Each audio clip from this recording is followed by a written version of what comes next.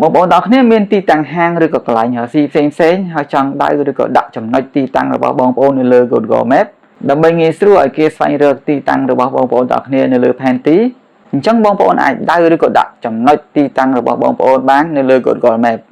ឥឡូវចង់ដឹងចូលទៅមើលវីដេអូទាំងអស់គ្នាជំហានដំបូងបងប្អូនចូលទៅក្នុង app Google Map ហើយចូលទៅរកចំណុចដែលចង់ដាក់ទីតាំងនិងឈ្មោះនៅលើ Google Map បន្ទាប់មកបងប្អូនសកត់ឲ្យជាប់នៅលើទីតាំងបងប្អូនហើយវានឹងចេញចំណុចពណ៌ក្រហមដូចនេះបន្ទាប់មកទៀតចុចលើសញ្ញាក្រហមនឹងមកហើយបងប្អូនចុចលើពាក្យ add a missing place មកដល់កន្លែងនេះបងប្អូនត្រូវដាក់ឈ្មោះទីតាំងរបស់បងប្អូនទាំងអស់គ្នាបន្ទាប់មកកន្លែងនេះជ្រើសរើសប្រភេទនៃទីតាំងឧទាហរណ៍ដូចជាហាងកាហ្វេ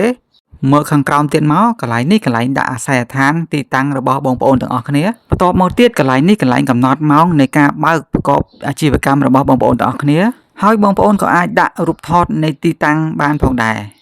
ដោយបងប្អូនចូលទៅយករូបថតនៅក្នុងទូរស័ព្ទបន្ទាប់មកចុចដានបន្ទាប់មកទៀតចុច Save